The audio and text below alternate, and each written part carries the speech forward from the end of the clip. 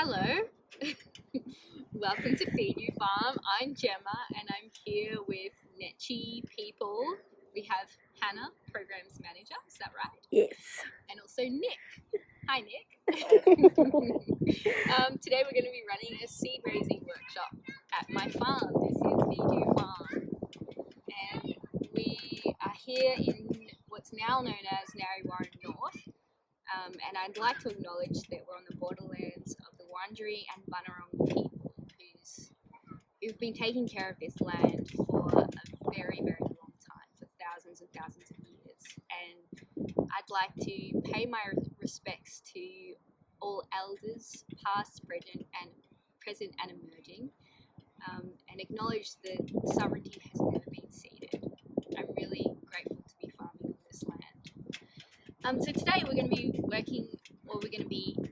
I'm going to be showing you how to raise seeds. So Kate, the garden manager, I believe that Netchi has printed out or has created this really, really lovely seed raising guide, which you'll all get this Saturday when you pick up your seeds. So we're going to run through this today, and I'm going to explain how I do some things when I grow my own seeds in my greenhouse at the farm. So the first step is fill your containers with seed raising mix. You might use a punnet, tray or egg carton, it's up to you. If using old plastic pots, give them a rinse first. So that's what we're going to do today. So I have a whole lot of different pots here. And I think what we're going to use today are these, because we're going to be growing some beans. I think they're like forestry tubes, I think. So they're really good for beans and for things that put down roots, or for seeds that put down roots really quickly. And we're going to be using these. I think we're also going to be using some of these as well. So you often find these in nurseries. You can sort of find these pots anywhere, like they're often on the side of the road in Moreland or in Darebin. Also your neighbours might have some. So these are really handy. And then what we're going to do is just wash them in some soapy water. I like to use a natural soap. EcoStore is a really good one. And yeah, just give them a rinse. The reason why you want to do this is there might be some bugs or some fungus or something on it which might impact your seed raising. So we'll rinse them out. And then here are some I prepared earlier. We'll take them into the greenhouse. So in Kate's seed notes, one thing that they mention is seed raising mix, which is special because it breathes well, holds water and drains freely. Now one thing that I do with my seed raising mix, which not everyone does, I use this Grow Better organic seed raising mix. It's really important, I think, to get an organic seed raising mix because you don't always know what's in your soil medium. And yeah, I had the best success with organic seed raising mix. So we've got some in here.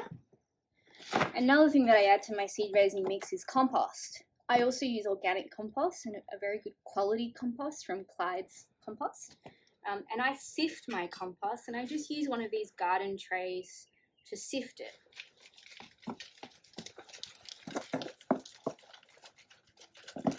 And what that does is it allows all of the fine parts of the compost that the seeds can actually access and the seedlings can access to remain, and all of these chunky bits which a seedling won't really be able to use can be used on something else like your citrus trees.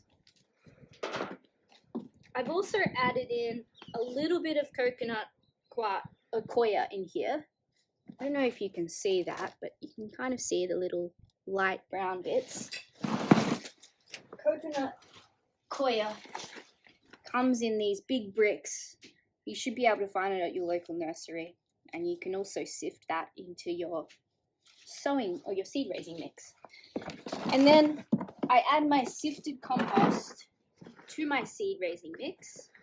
I use about 30% compost to 70% seed raising mix.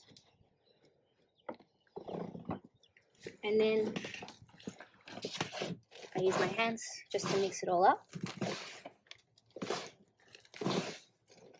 nice and soft and quite airy. Now add just a little bit of water, not too much, you don't want it soggy, but just so it has a little bit of moisture in it, so it's not dry.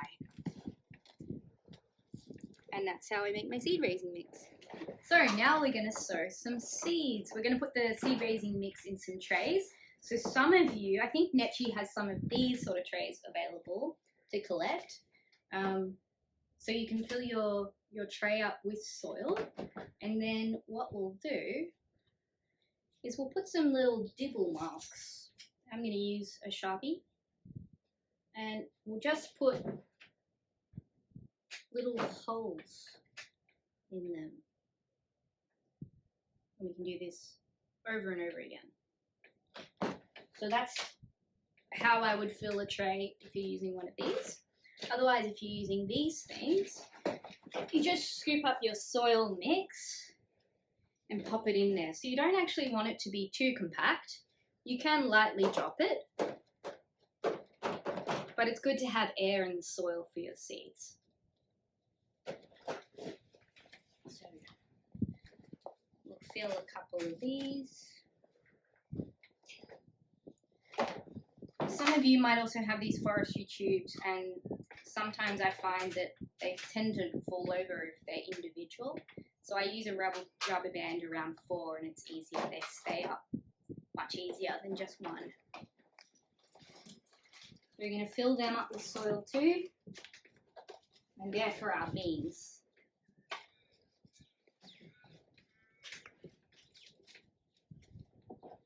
And I'll just leave a little bit of space at the top there so we can then cover the beans with some more seed raising mix. You can also use egg cartons if you don't have any access to some of these plastic trays. Egg cartons are really, really good to use. So we might fill this one up.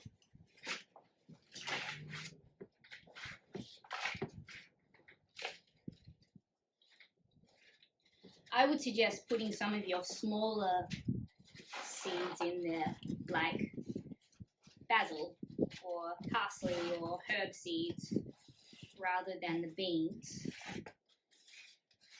But it won't matter. Okay, so there's a full egg carton.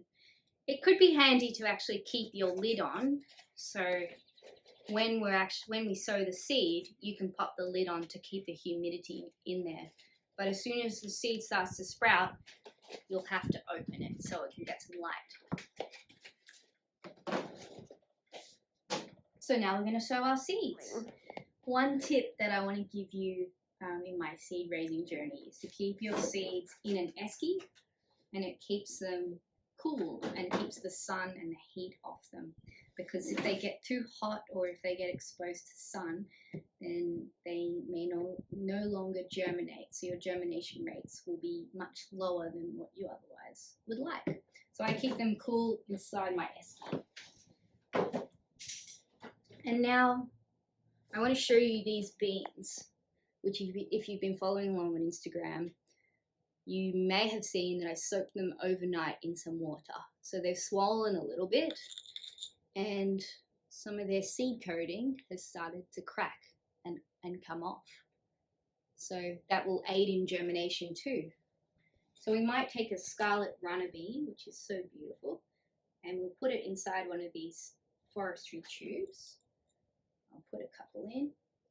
And I'm also going to take 2 borlotti beans and put them in here too. And I'll show you. Here they are. And what I'm going to do is get a little bit of seed raising mix and cover them just very lightly. And a trick with seeds is when you are covering your seeds with some seed raising mix, you want to cover them for the thickness of the seed. So these seeds were they're about this big, then you probably want that much of soil on top.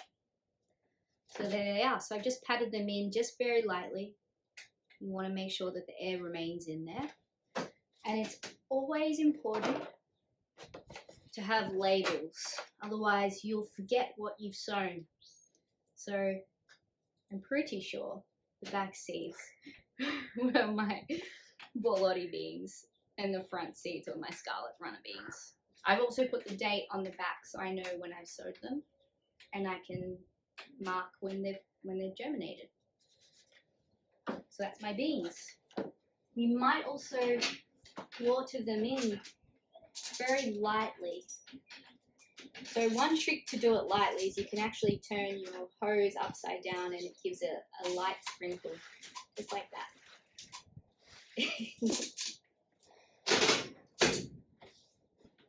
And now we'll plant some other things. So I'm going to put some peas, maybe in here.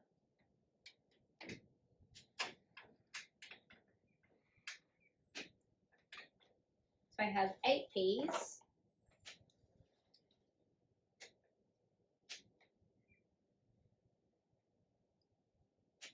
So I've made little dibble holes for them, and I'll pop them in.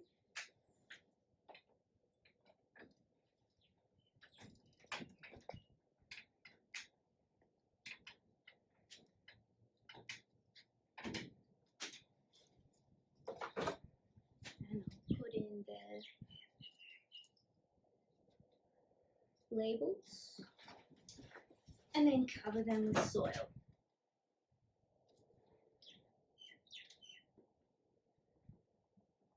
There we go.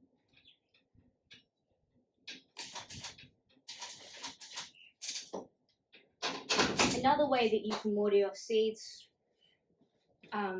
if they dry out is you can spray them with water, and that's really easy way to keep them wet. So you don't want to wet your seeds too much. You don't want them to be wet. You just want them to be sort of moist on top, and that's it. Now we're going to plant, or we're going to sow some poppy and some basil, as Kate has put on your seed notes sheet. So it's important to remember that seeds come in all different shapes and sizes, and they have different requirements. So these seeds were quite big, so you can poke a hole quite far down to let them sit in, and then cover them with the same amount of soil as they are long. Whereas we have some poppy seeds here and some celery seeds that are really tiny. I like to use this little metal bowl as my seed bowl. I'm just pouring in some poppy seeds in here, and I'm going to show you how tiny they are. And these are special poppies. They've come from Faulkner food bowls, and they're now here at my farm, Piju farm. So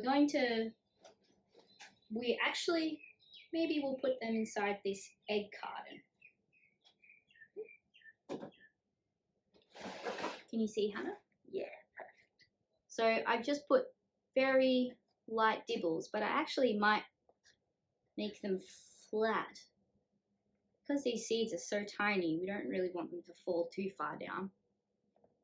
Okay. So now I'm going to just sprinkle some poppies on the top. You really don't need that many. I've probably got somewhere between 5 and 10 in there, which is too many, but we can thin them out later. And we can put the tiniest sprinkling of soil, the seed raising mix on top, but they don't really need that much. And I might just gently tap them down so that the seeds have good contact with the soil. And because these seeds are so tiny, I'm going to use the watering can to wet them, because otherwise my hose might dislodge the seeds further down.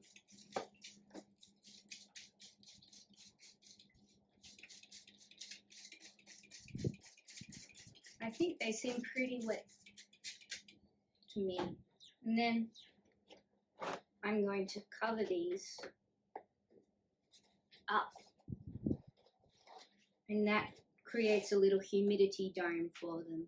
But I need to check on them because as soon as I start to see them popping up, I'll need to open that lid so they can get access to the light.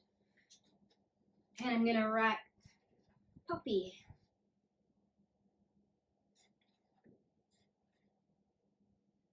There we go.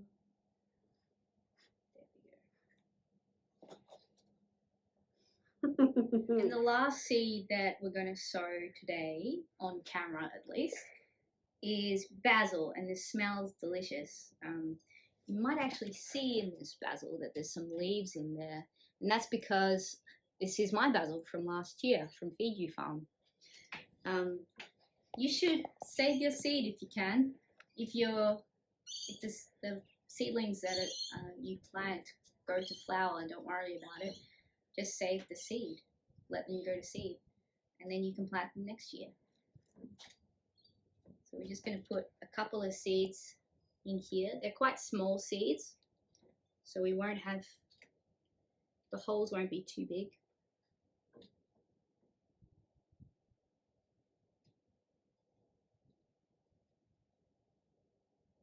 I've got 8 holes in there. And now I'm going to put just a little bit of seed raising mix on top. Flatten it a little.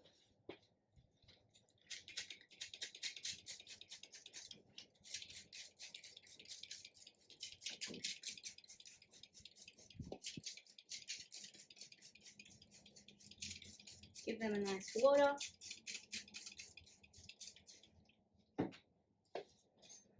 And pop the label in. Here we go.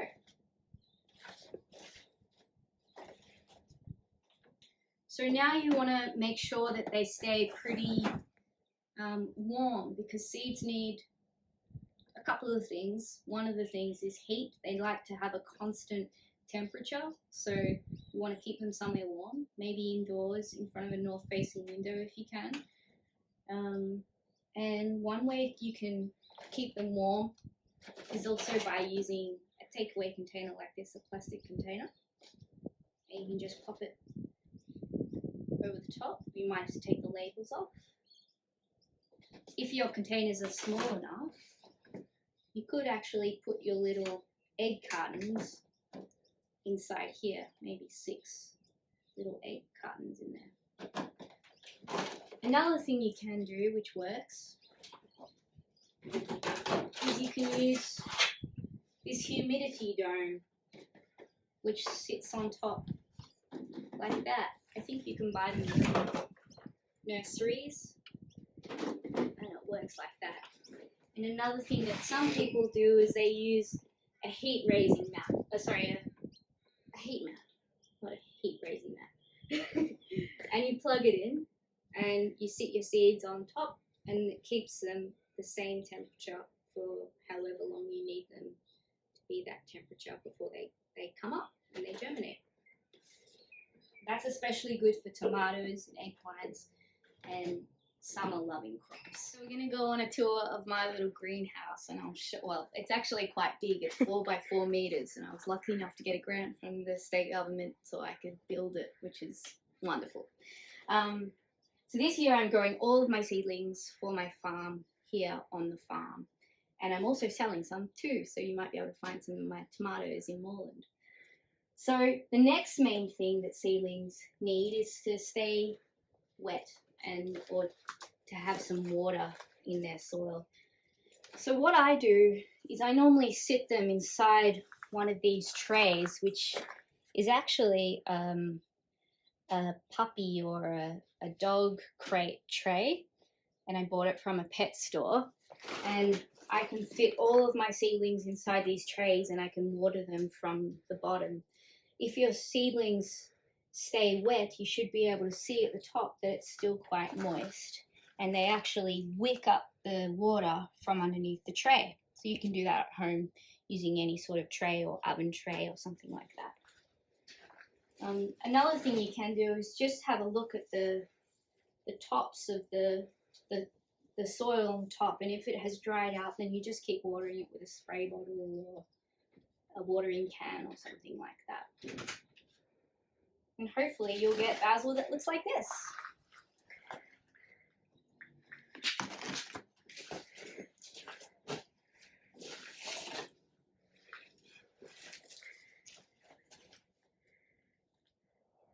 Thanks for coming to my farm today. I hope you have a really fun time sowing your seeds at home. Please, once your seeds have germinated and you've nurtured them for about a month, Netchi would love some to plant in their gardens in Newlands and East Coburg. And you can keep the rest and plant them, or if you don't have space in your homes, then you could try and plant them in a community garden or give them away to friends. I hope you have a really fun time. Seeds are a wonderful thing to watch, to grow. Thanks.